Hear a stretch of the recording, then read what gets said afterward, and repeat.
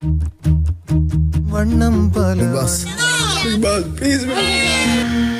நீ இது பண்ணனா கோவப்படா வீட்டுக்கு வா அடி இருக்குது. நண்பர்கள் அனைவருக்கும் வணக்கம். இன்னைக்கு நான் ஃபர்ஸ்ட் ப்ரோமோ வந்துருச்சுங்க. ஒவ்வொரு ஃபேமிலியா வந்துட்டு இருக்காங்க பாத்தீங்களா. இன்னைக்கு கானா வினோத்தோட ஃபேமிலியை சேர்ந்தவங்க தான் வந்திருக்காங்க. இந்த ப்ரோமோல என்னெல்லாம் நடந்தது அப்படின்றத பத்தி தான் இந்த வீடியோல நம்ம பார்க்க போறோம். அதுக்கு முன்னாடி இந்த வீடியோக்கு ஒரு லைக் போடுங்க. ரெக்வஸ்டா தான் இந்த விஷயத்தை கேட்கிறேன். நீங்க லைக் போட்டீங்கன்னு வச்சுக்கோங்களேன், இந்த வீடியோ பூஸ்ட் ஆகிறதுக்கு ஹெல்ப்ஃபுல்லா இருக்கும். ஸோ லைக் போடாம இருக்கவங்க ஒரு லைக்கை மட்டும் போட்டு கண்டினியூ பண்ணுங்க. இன்னும் நம்ம சேனலை சப்ஸ்கிரைப் பண்ணாம இருக்கீங்கன்னா சப்ஸ்கிரைப் பண்ணி வச்சுக்கோங்க. சின்ன சின்ன அப்டேட்ல இருந்து உடனே நம்ம சேனல்ல வீடியோவா வந்துடும். ஆக்சுவலா நேத்து தான் வந்து சாண்ட்ராவோட ஃபேமிலி வந்தாங்க. அதாவது பிரஜின் வந்தாரு, 2 குழந்தைங்களை கூட்டு வந்தாரு. நேத்து எபிசோட் முழுக்கவே ரொம்ப நேரம் இருந்தாங்க. அவங்க 1 மணி நேரம் கூட இல்ல, 2 மணி நேரத்துக்கு மேல இருந்தாங்க. ஆமா, லைவ்லயே 2 மணி நேரத்துக்கு மேல இருந்த மாதிரி இருந்தது. பிக் பாஸ் டைம் முடிஞ்சிருச்சுன்னு சொல்றாரு. இருந்தாலும் பசங்களை விட்டு பிரிய சாண்ட்ராவால முடியல, அதனால கொஞ்சம் லேட் ஆயிடுச்சு. இன்னைக்கு ஃபர்ஸ்ட் ப்ரோமோ படி பார்த்தா கானா வினோத்தோட ஃபேமிலி வரதை நமக்கு காட்டுறாங்க. நெஞ்சம் எல்லாம்னு ஒரு சாங் இருக்கும் பாத்தீங்களா, அந்த சாங்கை போடுறாங்க. இவர் அப்படியே வாசல்ல நின்று பயங்கரமா ஃபீல் பண்ணிட்டு இருக்காரு. கானா வினோத்துக்கு கொஞ்சம் பெரிய பசங்க இருப்பாங்கன்னு நினைச்சேன். சின்ன சின்ன பசங்க தான், ஒரு பொண்ணு ஒரு பையன் போல. அவரோட ஒய்ஃப் பேரு பாக்கியான்றது எல்லாருக்குமே தெரிஞ்சிருக்கும். அடிக்கடி எல்லாருமே பாக்கியா கிட்ட சொல்றோம் கிண்டல்லாம் பண்ணிட்டு இருப்பாங்க. ஸோ பாக்கியா கிட்ட இவங்க எல்லாருமே பேசிட்டு இருக்காங்க. ஏன்னா இப்ப பிக் பாஸ் புதுசா ஒரு ட்விஸ்ட் வச்சிருக்காரு. இதுக்கு முன்னாடி ஃப்ரீஸ் டாஸ்க்ல வந்து ஃப்ரீஸ் ஆன மாதிரி நிக்கணும்னு சொல்லுவாரு. ஆனா யார் ஒருத்தரும் அதை ஃபாலோ பண்ண மாட்டாங்க. அதனால பிக் பாஸ் இப்ப வேற ஒரு விஷயத்த பண்ணிட்டாரு. நேத்து டாஸ்க்லயே நீங்க அதை பார்த்திருப்பீங்க, நேத்து எபிசோட்லயே பார்த்திருப்பீங்க. அது என்னன்னா, இவங்களுக்கு ஒரு டாஸ்க் வைப்பாரு. இப்ப இவங்களுக்கு 1/2 மணி நேரம் டைம் ஒதுக்கி இருக்காருன்னா, அந்த டாஸ்க்ல நீங்க ஒரு 10 நிமிஷத்தை செலவு பண்ணிட்டீங்கன்னா 20 நிமிஷம் தான் ஃபேமிலி கூட நீங்க டைமை ஸ்பெண்ட் பண்ண முடியும். டாஸ்கை எவ்வளவு சீக்கிரமா முடிக்கிறீங்களோ அதுக்கேற்ற மாதிரி நீங்க டைமை உங்க ஃபேமிலி கூட ஸ்பெண்ட் பண்ணலாம் அப்படின்ற மாதிரி பிக் பாஸ் சொல்லியிருப்பாரு. நேத்து சாண்ட்ரா பதட்டமா இருப்பாங்க. ஐயோ குழந்தைங்களை பார்க்கணும், இப்ப டாஸ்க் வேற வைக்கிறாங்களேன்னு கொஞ்சம் பதட்டமா இருப்பாங்க. அதே மாதிரி தான் வந்து இந்த இடத்துல கானா வினோத்தும் கொஞ்சம் பதட்டம் ஆகுறாரு போல. கானா வினோத்து பொதுவாகவே வந்து டாஸ்க் எல்லாம் ஸ்பீடா முடிச்சிருவாரு. ஆனா இந்த இடத்துல பதட்டம் ஆயிட்டாரு போல.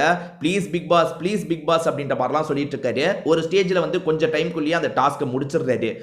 இங்க இருந்து பாக்குறவங்க இருக்காங்கல்ல, அப்பா டாஸ்க் பண்றாரு பாருன்ற போய் ஒய்ஃப் வந்து இவர் பண்ற டாஸ்க் எல்லாம் காமிச்சிட்டு இருக்காங்க. இவர் கொஞ்ச நேரத்திலேயே டாஸ்க் முடிச்சிடுறாரு போல. பிக் பாஸ் என்ன சொல்றாருன்னா, அதான் முடிச்சிட்டீங்கல்ல, ஏன் நிக்கிறீங்க, போங்க ஃபேமிலியை பார்க்க போங்க அப்படின்ற மாதிரி சொல்றாரு. ஏன்னா இவர் டாஸ்க் முடிச்சுட்டு பிக் பாஸ் பதிலுக்காக வெயிட் பண்ணிட்டு இருக்காரு போல. அதான் டாஸ்க் தான் முடிச்சிட்டீங்களே, எதுக்கு இன்னும் வெயிட் பண்றீங்க, போங்கன்னு இவர் சந்தோஷமா வெளியே ஓடி வந்துட்டு இருக்காரு. நன்றி பிக் பாஸ்ன்ற மாதிரி வெளியே ஓடி வந்துட்டு இருக்காரு. அதுக்கப்புறம் பசங்க ஒய்ஃப் எல்லாம் கட்டி பிடிச்சி சந்தோஷப்பட்டு இருக்காரு. ஸோ ஒய்ஃப் என்ன அட்வைஸ்லாம் சொல்லுவாங்கன்னு உங்களுக்கு ஏதாவது மைண்ட்ல இருந்ததுன்னா சொல்லுங்க. என்ன பொறுத்த வரைக்கும் ஒரு விஷயத்த கண்டிப்பா சொல்லுவாங்க. அது என்னன்னா, அடுத்த வாரம் பெட்டி டாஸ்க் இருக்க வாய்ப்பு இருக்கு. அதாவது பெட்டியை வச்சு யாருனாலும் எடுத்துக்கோங்கன்ற மாதிரி இருக்கும்ல, நீங்க அதை மட்டும் கை வைக்காதீங்கன்னு சொல்லிடுவாங்க.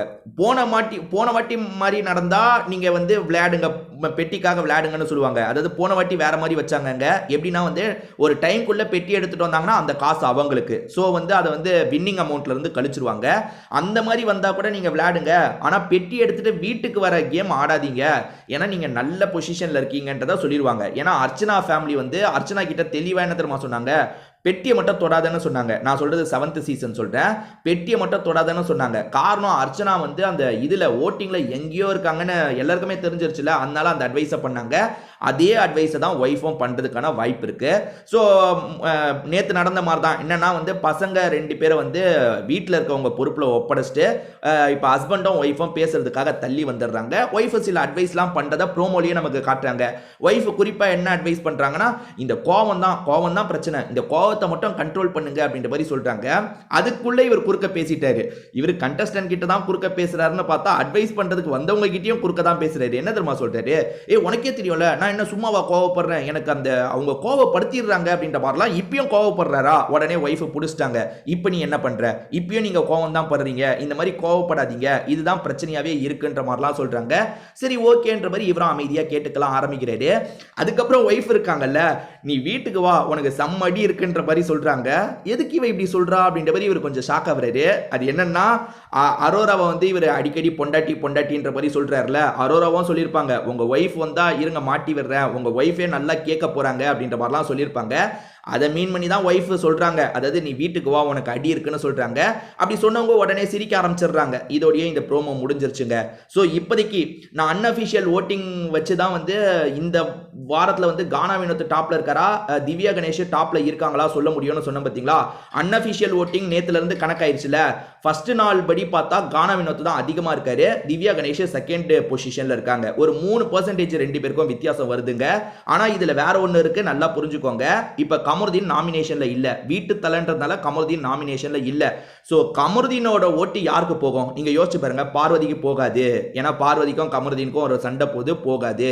கமருதீனோட ஓட்டு இப்போதைக்கு கானா வினோத்துக்கு தான் போகும். சோ அதனால இவர் கொஞ்சம் முன்னாடி இருக்காரா இல்ல திவ்யா கணேஷை விட இவர் தான் முன்னாடியான்ற ஒரு குழப்பம் போயிட்டு இருக்கு. பாப்போம். இதான முத நாள் அன்அஃபிஷியல் ஓட்டிங் முடிஞ்சிருக்கு. மீதி நாள்ல என்ன நடக்குதுன்றதை நம்ம பார்த்துட்டு தெளிவா அதை பத்தி சொல்லலாம். இதை பத்தி நீங்க என்ன நினைக்கிறீங்க, உங்க கருத்து என்னன்றதை கண்டிப்பா இந்த வீடியோ கமெண்ட் செக்ஷன்ல நீங்க மென்ஷன் பண்ணுங்க.